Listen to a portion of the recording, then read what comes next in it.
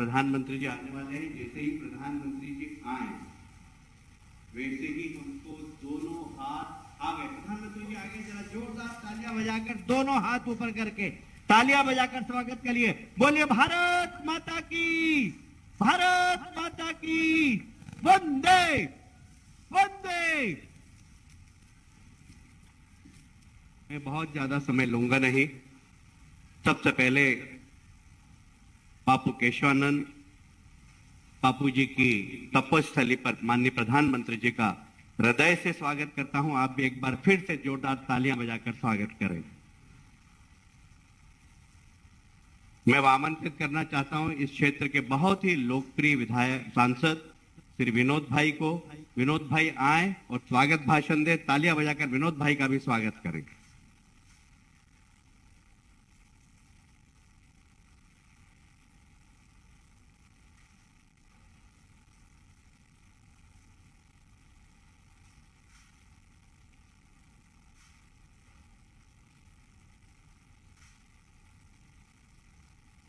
खोखरा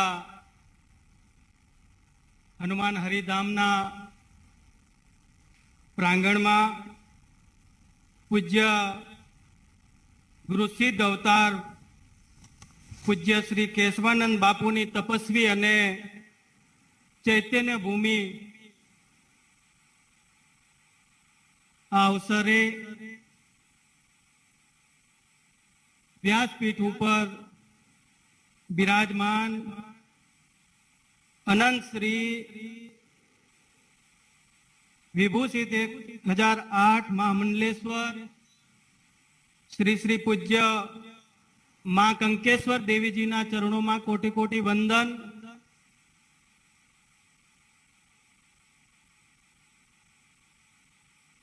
अने आ राम कथानी अंदर अने हनुमानजी महाराजनी मूर्तिना अनावरण प्रसंगे अपनी साथे वर्चुअली जोड़ायेल अपना सौनु गुजरातीओनु गौरव भारत माताना लाल अने विश्वना सौथी लोकप्रिय नेता एवा आदरणीय श्री नरेंद्र मोदी साहेबनु हूँ मोरबीनी जनता वती एमनो आवकार करूं छूं, एमनु स्वागत करूं छूं, एमने अभिनंदन करूं छूं। कारण के आपणे सौ जाणीए छीए के मोरबीनी ए दुखनी घड़ी होय होनारतनी, मोरबीनी ए वर्तमान समयनी अंदर चालती सुखनी घड़ी होय। आदरणीय नरेंद्र मोदी साहेब ए आपणी साथे सतत अपना सुख अने दुखनी साथे मोरबीनी जनता साथे जोड़ायेला छे। पूज्य मंच पर उपस्थित पूज्यवर मुक्तानंद बापूजी, पूज्य इंद्रभारती बापूजी, पूज्य दुर्गादास जी बापूजी અને આપણી વચ્ચે મુખ્ય મહેમાન શ્રી ભારત સરકારના સિનિયર મંત્રી શ્રી કૃષિ પ્રધાન આદરણીય શ્રી નરેન્દ્રસિંહ તોમરજી, અમારા પાર્ટીના રાષ્ટ્રીય મહામંત્રી શ્રી આદરણીય શ્રી કૈલાસ વિજયવર્ગીયજી, આપણી વચ્ચે ઉપસ્થિત આપણા વિધાનસભાના અધ્યક્ષ આદરણીય શ્રી निमाबेन आचार्य जी, नरेंद्र सिंह तोमर जी, सांसद श्री मोहन भाई कुनरिया, आदरणीय श्री दुर्लभ जी भाई, आदरणीय श्री कांति भाई अमृतिया, उपस्थित आ कथाना मुख्य यजमान श्री भाई श्री अजय भाई, आदरणीय जयंती भाई कवाड़िया, मंच पर विराजमान सर्वे श्री दुर्लभजी भाई, अपना संतगण ने नमन। मोटी संख्या में उपस्थित सर्वे आ कथाना मोरबीनी धर्म प्रेमी सौ जनता ने पण मारा वंदन। अजय भाई अपनी साथे आदरणीय श्री मंच पर હમણાં જ મોદી સાહેબ આપણને આજના પ્રસંગને ઉદ્બોધન કરશે, પણ આપણે સૌ જાણીએ છીએ કે આ એક પૂજ્ય કેશવાનંદ બાપુની એક તપસ્વી અને ચૈત્ય ભૂમિ છે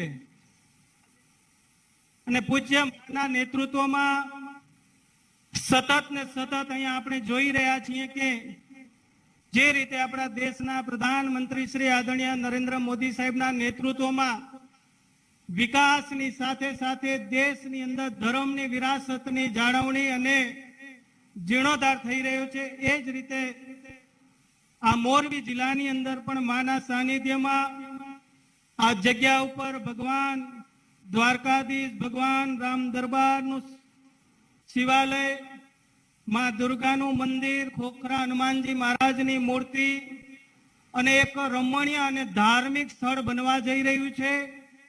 અહીંયા અનેક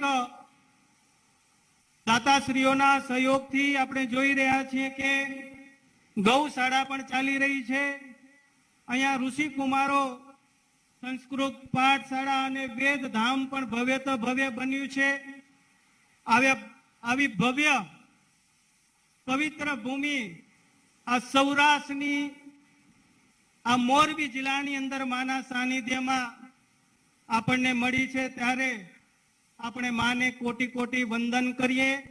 અને આજે જ્યારે પ્રત્યક્ષ રીતે આપણી સાથે વર્ચ્યુઅલી રીતે જ્યારે દેશના પ્રધાનમંત્રી શ્રી નરેન્દ્ર મોદી સાહેબ આપણને ઉદ્બોધન કરવાના છે, હું ફરી એકવાર આપ સૌ વતી એમને આવકારું છું, એમને વંદન કરું છું, એમને અભિનંદન કરું છું. અસ્તુ. ભારત માતા કી જય.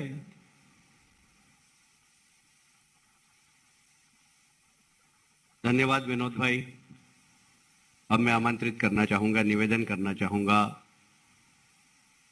अग्नि अखाड़े की प्रथम महिला महामंडलेश्वर परम पूज्य माँ के चरणों में कि वे हम सबको आशीर्वाद दे. परम पूज्य माँ कनकेश्वरी देवी जी, तालियां बजाकर आमंत्रित करिए.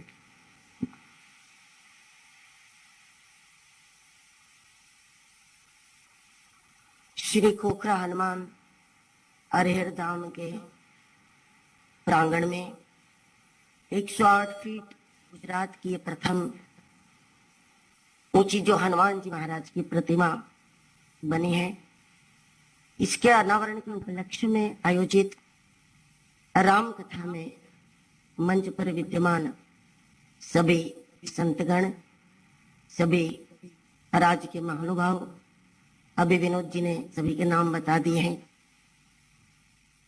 और जिस परिवार के द्वारा, जिनके संस्कारों के द्वारा ये भव्य प्रतिमा यहाँ पर बनी है, ऐसे निखिल जी, नंदा जी का पूरा परिवार एवं आप सभी श्रोताजनों, विशेष रूप से यहाँ पर जो हमारे बीच में उपस्थित हैं, ऐसे भारत के प्रधानमंत्री जी माननीय श्री नरेंद्र भाई मोदी जी, ये स्थान मेरे सदगुरु का प्रिय स्थान है, उनकी साधना भूमि है, उनकी भजन भूमि है. बाल स्वरूप में यहाँ पर हनुमान जी महाराज विराजित थे और आज कनक भूधराकार शरीरा बन करके 108 फीट ऊंची प्रतिमा का यहाँ पर निर्माण हुआ है. गुजरात के ये प्रथम है, लेकिन इस मूर्ति के अंदर कम से कम 8 अरब राम नाम को स्थापित किया है. उस रूप में भारत की ये प्रथम प्रतिमा है. हम चाहते थे कि जितनी भव्य ये प्रतिमा बनी है, उतना भव्य इसका अनावरण भी होना चाहिए. और जब कैलाश ने बताया कि शायद इसके अनावरण में प्रधानमंत्री जी भी आ सकते हैं, और जैसे ही बताया और हमने इस बात को अच्छे से पकड़ लिया कि कि ऐसा भी होना चाहिए, नहीं ऐसा ही होना। और हनुमान जी की कृपा से सारे काम सिद्ध होते ही हैं।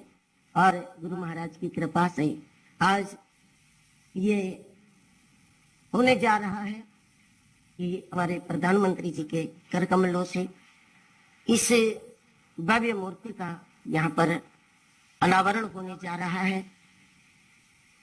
जो व्यक्ति राजनीति में होता है तो अक्सर हम सबका अनुभव ऐसा था कि उसकी अध्यात्म की सूझबूझ कुछ उतनी ज्यादा नहीं होती, और जो लोग अध्यात्म के होते हैं उसमें राजनीति की कुछ सूझ समझ नहीं होती है, बहुत कम होती है। लेकिन ये भारत का सौभाग्य है कि भारत को ऐसा नेतृत्व प्राप्त हुआ है कि जिसमें राज भी है और योग भी है। और हनुमान जी की प्रतिमा का जब अनावरण करना है तो ऐसे राजयोगी के द्वारा ही होना चाहिए। और हम सबका यह सौभाग्य है कि हमको ऐसे प्रधानमंत्री प्राप्त है। तो आज ये परिसर ही नहीं, मोरबी ही नहीं, पूरा गुजरात इस बात को लेकर के गौरवान्वित है कि आदरणीय प्रधानमंत्री जी के कर कमलों से ये कार्य होने जा रहा है। इस अवसर पर मैं गुरुदेव के चरणों में प्रार्थना करूं कि जब देश और दुनिया महामारी और युद्ध जैसे घोर संकटों से ये धरा जब गुजर रही है, और ऐसे कठिन काल में भारत का नेतृत्व ऐसे राजयोगियों के हाथों में रहे और भारत रहे, सुरक्षित रहे। जय गिरनार।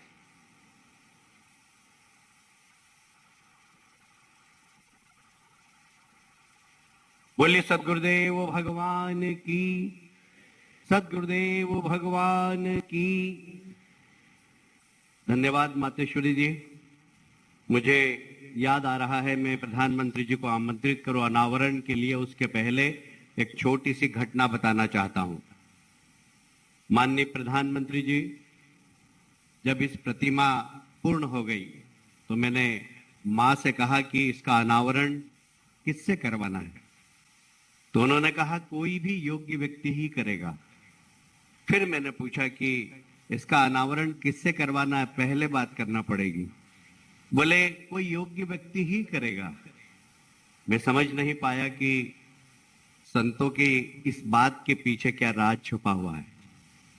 पहले मुझे कल्पना नहीं थी कि प्रधानमंत्री जी करने वाले, मैं समझ रहा था कोई शंकराचार्य या कोई बड़े संत आके करेंगे, पर मां के शब्दों में कुछ न कुछ छुपा हुआ था। और ये छुपा हुआ क्या था, जब प्रधानमंत्री जी ने स्वीकृति प्रदान की तो मुझे हनुमान चालीसा की वो 2 लाइन और सुंदरकांड की 2 लाइन याद आ गई कि विद्यावान गुणी अति चातुर, राम काज करिबे को आतुर। जो राम काज के लिए हमेशा अपना तन मन धन न्यौछावर करते, ऐसे हनुमान जी। फिर मुझे सुंदरकांड की 2 लाइन और याद आई, हनुमान ते ही परसा कर पुनि कीन्ह प्रणाम, राम काज की नेह बिनु मोहि कहा विश्राम।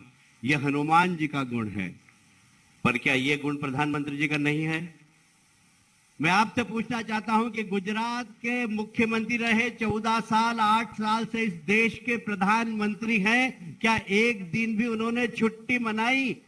जो हनुमान जी का गुण है राम सेवा का, वही गुण प्रधानमंत्री जी का है राष्ट्र सेवा का। राष्ट्र सेवा ही राम सेवा है, राम सेवा ही राष्ट्र सेवा है। इसलिए मां ने कहा था कोई योग्य व्यक्ति ही इसका अनावरण करेगा। और इसका अनावरण करने के लिए मैं देश के प्रधानमंत्री जी से निवेदन करूंगा कि आप इस मूर्ति का अनावरण करें और हम सबको सौभाग्य दें कि हम उनके अच्छे तरीके से दर्शन करें। आदरणीय महामंत्री प्रधानमंत्री जी।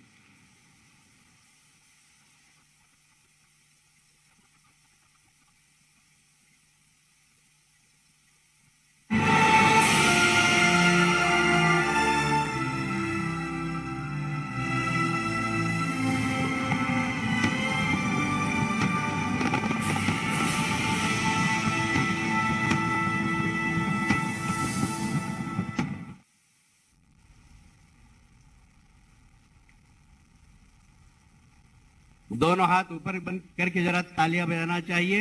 और अब आप ही अपनी तालियों से देश के नहीं विश्व के सबसे लोकप्रिय नेता को आमंत्रित करें। मैं प्रधानमंत्री जी से निवेदन करूंगा कि आप हमें मार्गदर्शन दें। माननीय प्रधानमंत्री जी।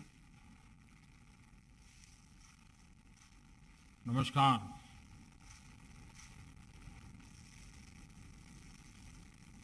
महामंडलेश्वर कंकेश्वरी देवी जी और राम कथा आयोजन से जुड़े सभी महानुभाव,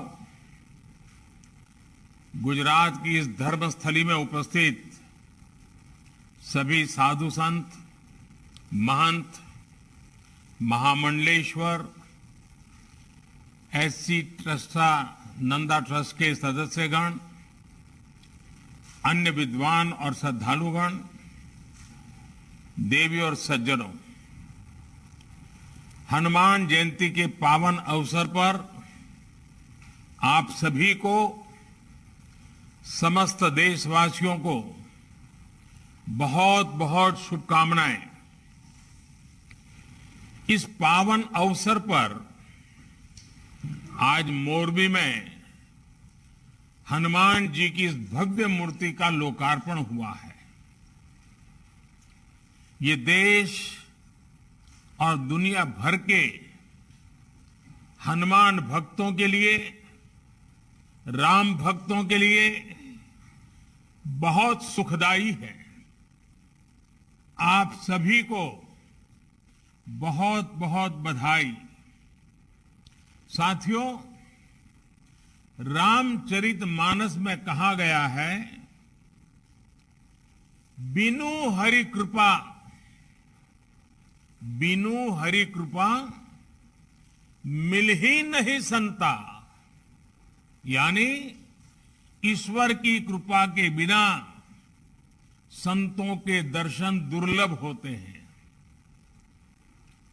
मेरा यह सौभाग्य है कि बीते कुछ दिनों के भीतर मुझे मां अंबाजी, उमिया माता धाम, मां अन्नपूर्णा धाम का आशीर्वाद लेने का मौका मिला है। अब आज मुझे मोरबी में हनुमान जी के इस कार्य से जुड़ने का, संतों के समागम का हिस्सा बनने का अवसर मिला है। भाइयों और बहनों, मुझे बताया गया है कि हनुमान जी की इस तरह की 108 फीट ऊंची प्रतिमा देश के 4 अलग अलग कोने में स्थापित की जा रही है। शिमला में ऐसी ही एक भव्य प्रतिमा तो हम पिछले कई वर्षों से देख रहे हैं। आज यह दूसरी प्रतिमा मोरबी में स्थापित हुई है। 2 अन्य मूर्तियों को दक्षिण में रामेश्वरम और पश्चिम बंगाल में स्थापित करने का कार्य चल रहा है, ऐसे मुझे बताया गया। साथियों, ये सिर्फ हनुमान जी की मूर्तियों की स्थापना का ही संकल्प नहीं है, बल्कि ये एक भारत श्रेष्ठ भारत के संकल्प का भी हिस्सा है। हनुमान जी अपनी भक्ति से, अपने सेवा भाव से सबको जोड़ते हैं। हर कोई हनुमान जी से प्रेरणा पाता है। हनुमान वो शक्ति और संबल है जिन्होंने समस्त वनवासी प्रजातियों और वन बंधुओं को मान और सम्मान का अधिकार दिलाया। इसलिए एक भारत श्रेष्ठ भारत के भी हनुमान जी एक अहम सूत्र है। भाइयों और बहनों, इसी प्रकार राम कथा का आयोजन भी देश के अलग अलग हिस्सों में लगातार होता रहता है। भाषा बोली जो भी हो, लेकिन राम कथा की भावना सभी को जोड़ती है। प्रभु भक्ति के साथ एकाकार करती है। यही तो भारतीय आस्था की, हमारे अध्यात्म की, हमारी संस्कृति, हमारी परंपरा की ताकत है। इसलिए गुलामी के मुश्किल कालखंड में भी अलग अलग हिस्सों को, अलग अलग वर्गों को जोड़ा, आजादी के राष्ट्रीय संकल्प के लिए एकजुट प्रयासों को सशक्त किया।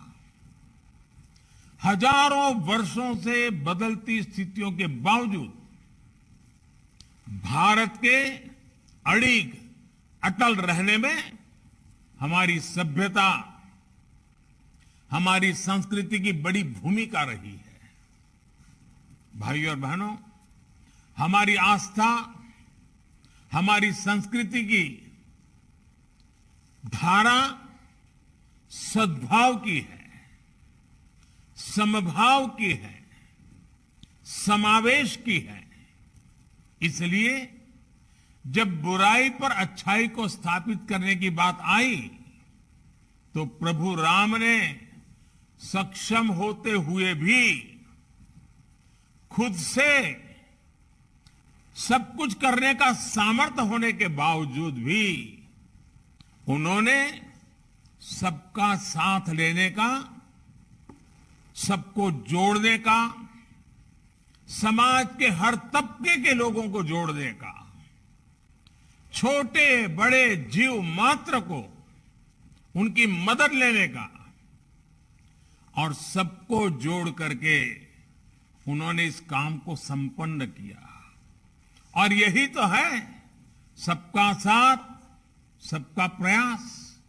ये सबका साथ सबका प्रयास का उत्तम प्रमाण प्रभु राम की ये जीवन लीला भी है, जिसके हनुमान जी बहुत अहम सूत्र रहे हैं। सबका प्रयास की इसी भावना से आजादी के अमृत काल को हमें उज्जवल करना है। राष्ट्रीय संकल्पों की सिद्धि के लिए जुटना है। અને આજે જ્યારે મોરબીમાં કેશવાનંદ બાપુની આ તપોભૂમિ પર આપ સૌના દર્શન કરવાનો મોકો મળ્યો છે, ત્યારે તો આપણે તો સૌરાષ્ટ્રમાં દિવસમાં કદાચ 25 વાર સાંભળતા હોઈશું કે આપણી આ સૌરાષ્ટ્રની ધરતી સંતની ધરતી, સુરાની ધરતી, દાતાની ધરતી, संत सुरा ने दातानी आ भूमि ये अपना काठियावाड़नी, अपना गुजरातनी અને એક પ્રકારે આપણા ભારતની આગવી ઓળખ પણ છે। મારે માટે ખોખરા હનુમાન ધામ એક પ્રકારે નીજી ઘરેબાવાળી જગ્યા છે।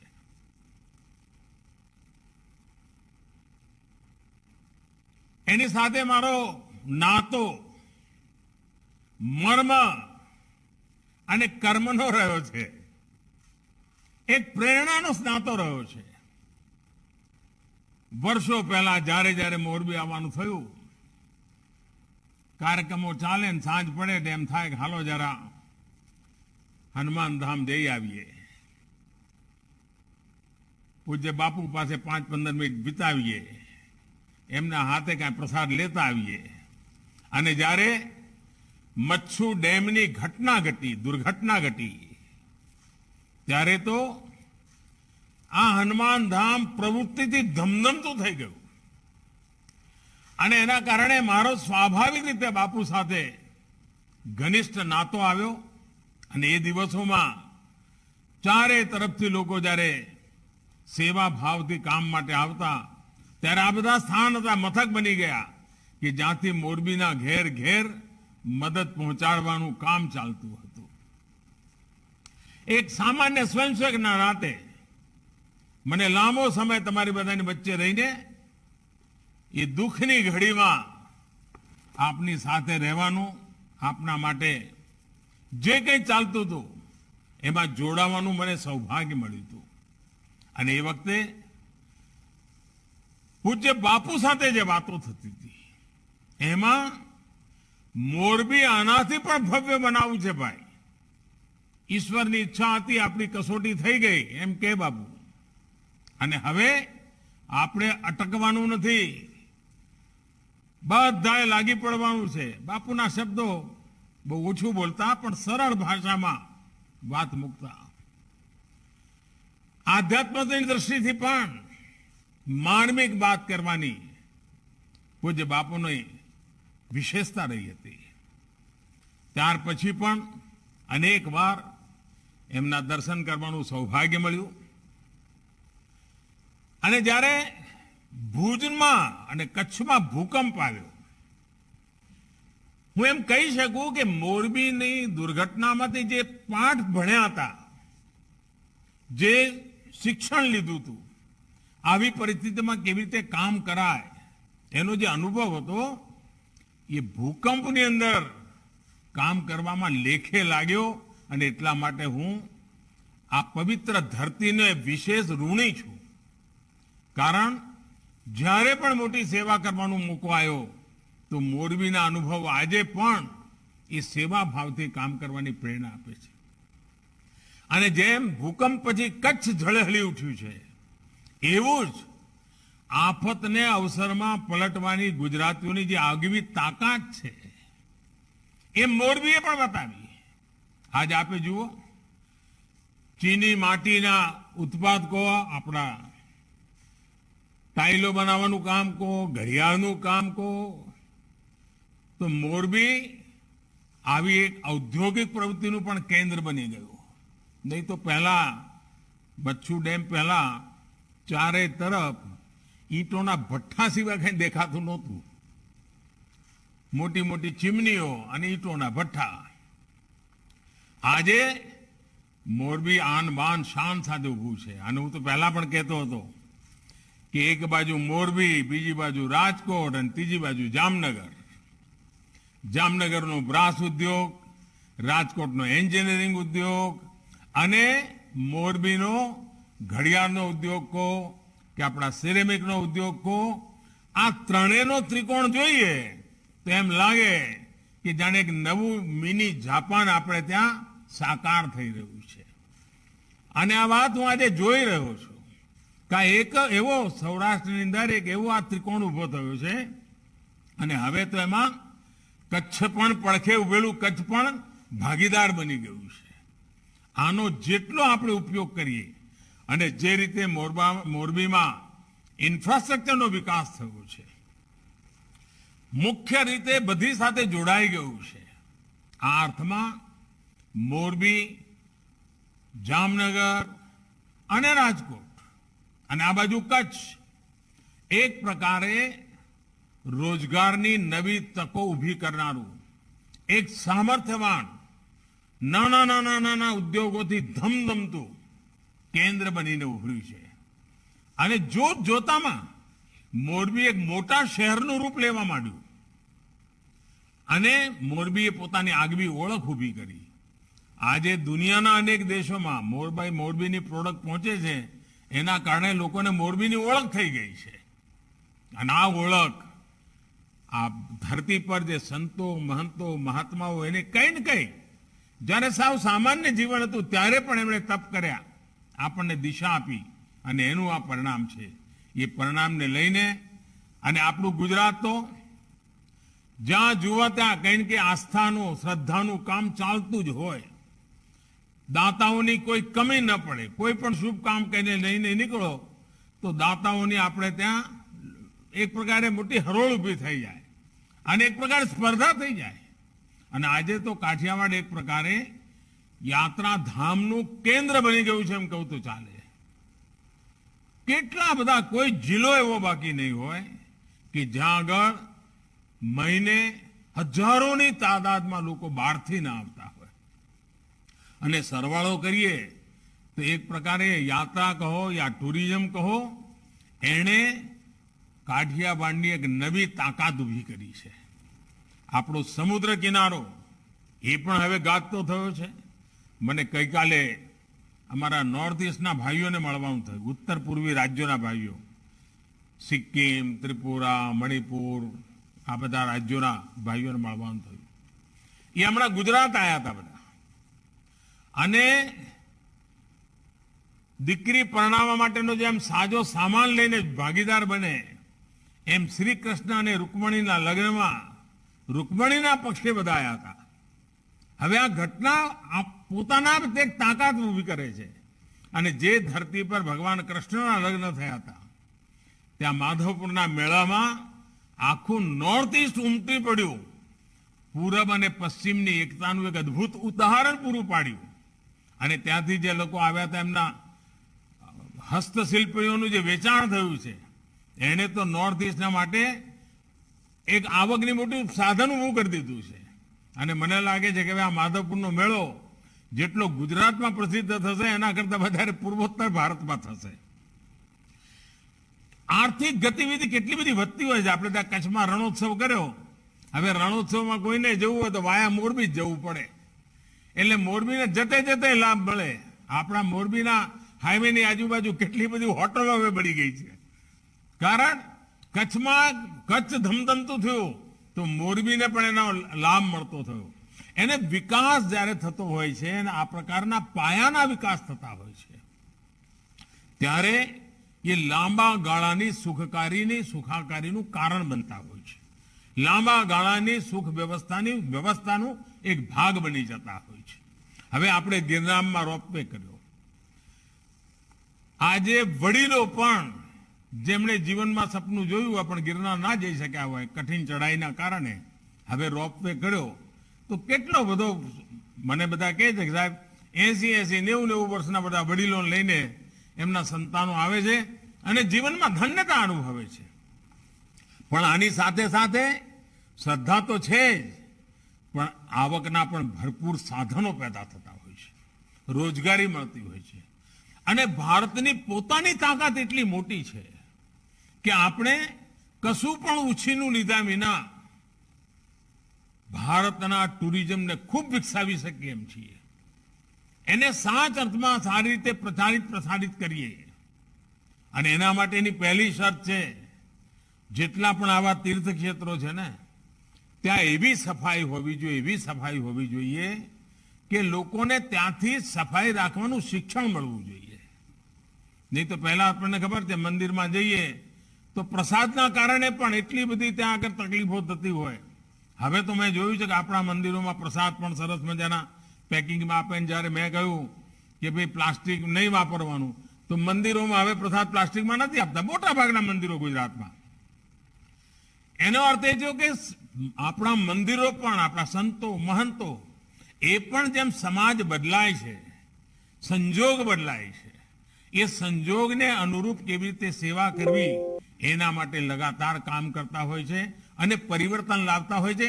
આપણા બધાનું કામ છે કે આપણે એમાંથી કંઈક શીખીએ, આપણા જીવનમાં ઉતારીએ અને આપણા જીવનની અંદર એનો સૌથી વધારે લાભ લઈએ.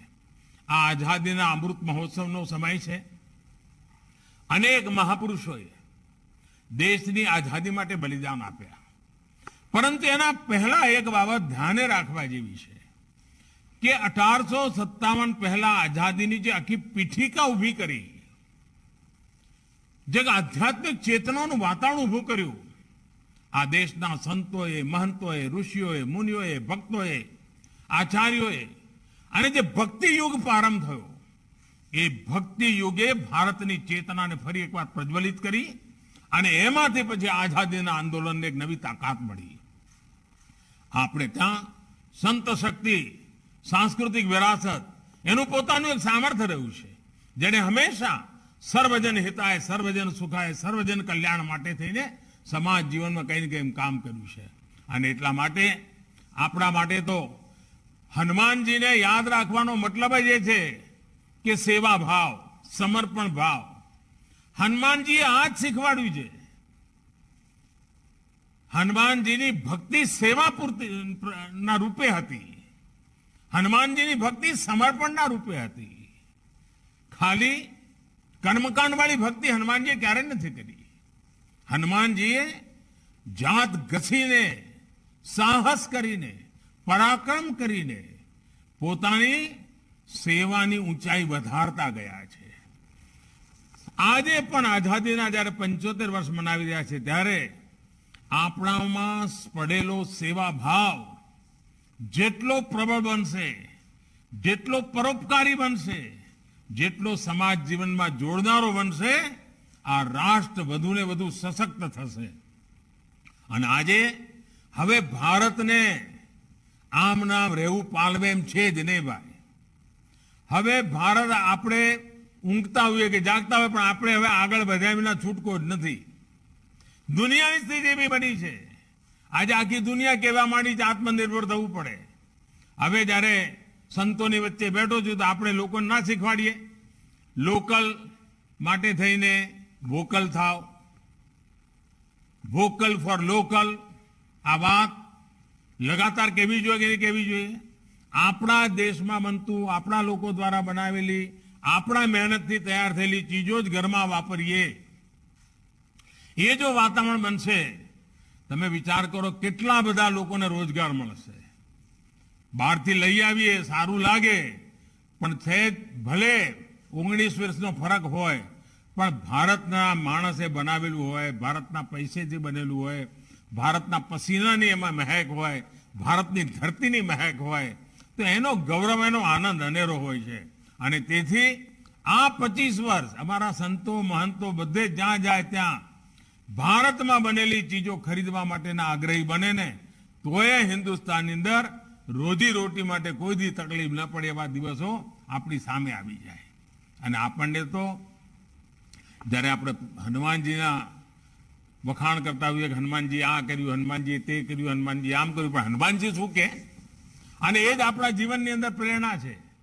હનુમાનજી કાયમ કહેતા, સૌ સબ તબ પ્રતાપ રઘુરાઈ, સૌ સબ તબ પ્રતાપ રઘુરાઈ, नाथ न कछु मोरी प्रभुताई, नाथ न कछु मोरी प्रभुताई.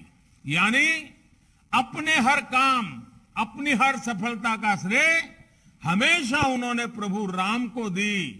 उन्होंने कभी ये नहीं कहा कि मेरे कारण हुआ है. जो कुछ भी हुआ है प्रभु राम के कारण हुआ है. आज भी हिंदुस्तान जहां भी पहुंचा है, आगे जहां भी संकल्प करना चाहता है, उसका एक ही रास्ता है, हम सभी भारत के नागरिक